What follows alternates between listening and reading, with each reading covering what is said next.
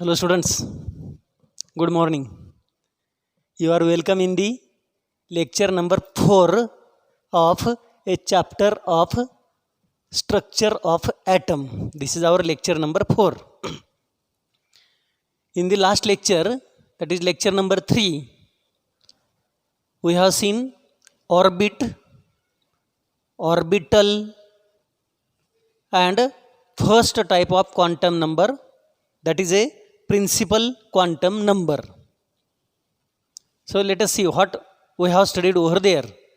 आपण त्या मागच्या लेक्चरमध्ये काय काय बघितलं ते अगोदर मी थोडक्यामध्ये सांगतो. तिथं आपण ऑर्बिट, त्याच्यानंतर ऑर्बिटल आणि शेवटी एक quantum number, principal quantum number हा भाग पूर्ण केला. So what is orbit we have studied? Orbit is nothing but a two-dimensional path of electron rotating around the nucleus. The two-dimensional path of an electron to rotate around the nucleus is known as orbit. म्हणजे न्यूक्लियसच्या भोवती electron फिरतो त्याच्या कक्षेमध्ये, ती कक्षा two dimensional, त्याला म्हणायचं orbit. बघा मागच्या लेक्चरला मी तुम्हाला 2 डायमेन्शनल आणि 3 डायमेन्शनल मधला फरक सांगितलेला होता. खडूंचं उदाहरण घेऊन सांगितलं होतं. बघा, बोर्ड हा 2 डायमेन्शनल असतो, त्या उलट 3 डायमेन्शनल स्ट्रक्चर म्हणजे एक्स, वाय आणि झेड ॲक्सिस कसे दाखवायचे हे मी तुम्हाला सांगितलेलं आहे. त्यानंतर ऑर्बिटल म्हणजे काय आपण बघितलं. Orbital it is the region, 3-dimensional region around the nucleus where probability of finding the electron is maximum. 3-dimensional region around the nucleus where a probability of finding the electron is maximum is known as orbital. And then we have started with the quantum numbers. What is meant by quantum number that we have seen, followed by one type of quantum number, that is principal quantum number. So what is quantum number?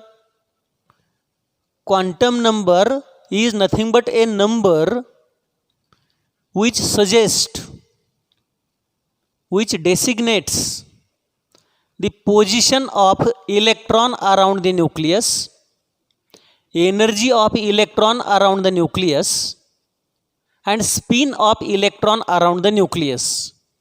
म्हणजे बघा, quantum numbers हे असे numbers आहेत की जे काय करतात, तर केंद्रकाभोवती इलेक्ट्रॉनची पोझिशन कुठे आहे ते सांगतात, त्या इलेक्ट्रॉनची एनर्जी किती आहे हे सांगतात आणि इलेक्ट्रॉनचं स्पिन ते क्लॉकवाईज म्हणजे घड्याळाच्या काट्याच्या दिशेने, क्लॉकवाईज घड्याळाच्या काट्याच्या दिशेने, और अँटी क्लॉकवाईज म्हणजे उलट घड्याळाच्या काट्याच्या विरुद्ध दिशेने कशा प्रकारे ते फिरत आहेत हे सांगतात. त्याला काय म्हणायचं? Quantum number. Quantum numbers are the numbers which will designate the position of electron around the nucleus, energy of electron around the nucleus and spin of electron around the nucleus is known as quantum number. And first type of quantum number, that is principal quantum number, we have completed. Principal quantum number, it has a symbol of small n. Small n is the symbol for principal quantum number. We have seen it is a primary quantum number. मुख्य quantum number है primary. It is a primary quantum number which gives the main energy levels around the nucleus. Main path, main energy level around the nucleus. See, For example, if this is the nucleus, around the nucleus, if this is first energy level, first main shell, second shell, third shell, fourth shell, and so on.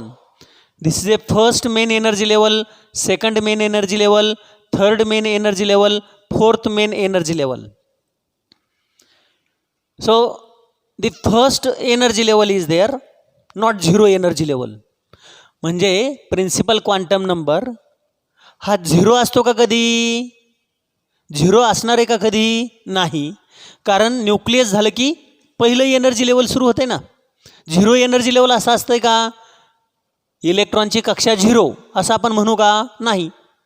कमीत कमी electron हा पहिल्या कक्षेमध्ये तरी असेल, कमीत कमी तो पहिल्या कक्षेमध्ये तरी असेल. झिरो कक्षेत असणार आहे का? नाही, झिरो कक्षाचा विषयच नाही आहे. म्हणून प्रिन्सिपल क्वांटम नंबरचं व्हॅल्यू हे कमीत कमी एक असतं, starting with 1. And there are integral values 1, 2, 3, 4 like that. Integral सांगितलं होतं मी, म्हणजे 1.5 नसतं. पहिलं झालं की डायरेक्टली दुसरंच येणार, दुसरं झाल्यावर डायरेक्टली तिसरंच येणार आहे. 2.1 किंवा 2.2 असं असतं का फ्रॅक्शनल? नाही, फ्रॅक्शनल व्हॅल्यू नसतं. ते कसं व्हॅल्यू असतं? इंटिग्रल, म्हणजे होल नंबर, फ्रॅक्शन नसतो. 2.5, 2.6 असं नसतंय.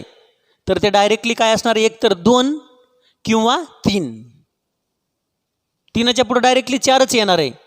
म्हणजे प्रिन्सिपल क्वांटम नंबरच्या व्हॅल्यूज कशा आहेत? Integral values. जर हे एक असेल सेल, पहिलं सेल असेल तर त्याला म्हणायचं के सेल, दुसरं असेल त्याला म्हणायचं यल सेल, 3 असेल प्रिन्सिपल क्वांटम नंबर तर त्याला म्हणायचं एम सेल, आणि 4 असेल तर त्याला म्हणायचं N cell. KLMN cells. These are the main cells, main energy levels, main energy levels, main cells. And principal quantum number starts with 1 and ends with maybe infinity 1, 2, 3, 4 like that. They are integral numbers and the cells are designated as KLMN. This is a primary quantum number. तिथं आपण आणखी एक बघितलं होतं की principal quantum number जो N आहे, N एवढा जर प्रिन्सिपल क्वांटम नंबर असेल तर त्याला सब सेल्स किंवा ऑर्बिटल्स, ऑर्बिटल्स किती असतात हे आपण बघितलं होतं. हे जर एन असेल तर ऑर्बिटल्स असतात एन स्क्वेअर. म्हणजे बघा बरं का, हे जर 1 घेतलं प्रिन्सिपल क्वांटम नंबर तर ऑर्बिटल किती येणार? 1. हे जर 2 असेल तर त्याचे ऑर्बिटल किती येणार? 4. 2 स्क्वेअर. 3 असताना ऑर्बिटल 9. 4 असेल तर ऑर्बिटल किती येणार? 16. म्हणजे 1, 2, 3, 4 हे झाले ऑर्बिट. हे काय झाले? ऑर्बिट. ऑर्बिट. आणि प्रत्येक ऑर्बिटमध्ये ऑर्बिटल्स किती आहेत हे सांगितलंय. मग पहिल्या ऑर्बिटमध्ये ऑर्बिटल्स किती? एकच. दुसऱ्या ऑर्बिटमध्ये ऑर्बिटल्स किती आहेत? 4. ऑर्बिटल्स किती आहेत? 4. तिसऱ्यामध्ये, तिसरं ऑर्बिट तर ऑर्बिटल्स 9. चौथं ऑर्बिट तर त्याच्यामध्ये orbitals 16. So orbit and orbitals are studied with the help of principal quantum number. They are come to know, just number will come to know from a principal quantum number. हा भाग आपण already एक वेळेस अभ्यासलेला आहे. मुद्दाम मी revise केला कारण याच्यावरती अवलंबून पुढचा महत्त्वाचा भाग आहे. मग आता 2 नंबरचा क्वांटम नंबर सांगतोय मी.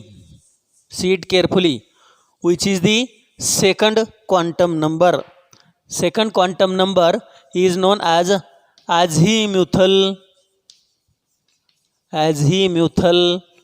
Quantum number. Azimuthal quantum number. याचं सिम्बॉल असतंय यल. याचं सिम्बॉल काय आहे? L, azimuthal quantum number. This explains sub energy levels. This is also known as subsidiary quantum number. It is known as a subsidiary quantum number. कारण का? तर हा काय दाखवतो? Sub shell, sub energy level. Principal quantum number n तो काय दाखवतो? Main energy level म्हणजे main shell. Main energy level म्हणजे मेन शेल हे प्रिन्सिपल क्वांटम नंबरने दाखवलं जातं. आणि ॲझिमिथल क्वांटम नंबर काय दाखवतो? सब सेल म्हणजे सब एनर्जी लेवल.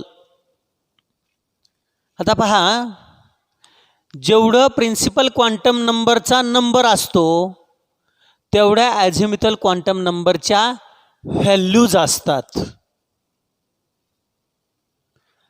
प्रिन्सिपल क्वांटम नंबरचा जो नंबर आहे तेवढ्या ॲझिमिथल क्वांटम नंबरच्या व्हॅल्यूज असतात. For n number of a principal quantum number there are n values of azimuthal quantum number. म्हणजे प्रिन्सिपल क्वांटम नंबरचा जो नंबर आहे तेवढ्या ॲझिमिथल क्वांटम नंबरच्या व्हॅल्यू असतात. बघा बरं का, मग याचं मिनिंग पहा. मिनिंग काय आहे? Principal quantum number n, azimuthal quantum number l. जर आपल्याला माहिती आहे principal quantum number minimum value किती असते? 1. Azimuthal quantum number l starts with 0 and ends with n-1. म्हणजे सुरुवातीचं जर ॲझिमिथल क्वांटम नंबरचं व्हॅल्यू 0 सुरू होतं आणि शेवटचं काय असते? n-1. बघा आता, n आहे 1 तर यल किती येईल? 0. आणि शेवट कुठं होतं त्याचा? n-1. n आहे 1, 1 काय झालं? 0. So principal quantum number has the number 1 and azimuthal quantum number has value 1. एकच व्हॅल्यू ह्याला. ते व्हॅल्यू काय आहे? 0. It has value 1 but what is that value? 0. If principal quantum number is 2, now it has values 2. याच्या value 2 असतात. Start with 0 and ends with n-1. 2 minus 1 it is 1. So 0 and 1. These are the two values of azimuthal quantum number.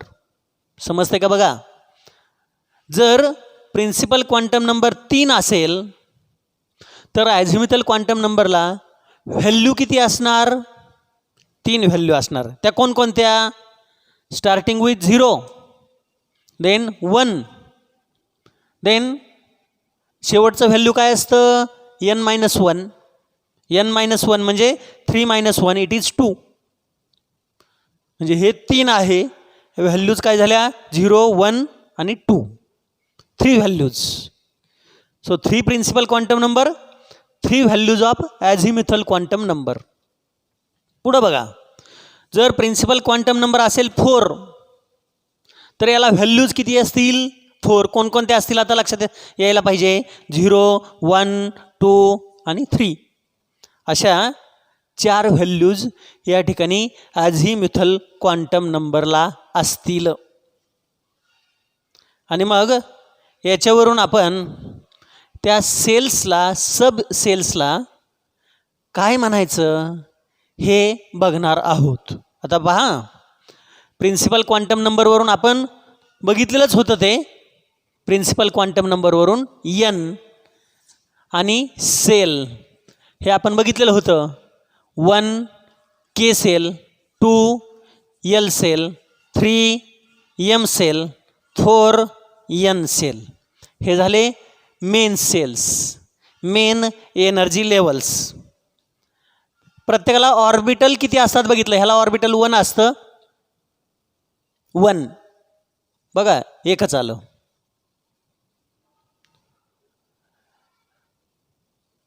त्याच्यानंतर 2 हे जर असेल तर ह्याला orbital 4 येतात. ते कसे आपण बघणार आहे. N स्क्वेअर याला 9 येतात.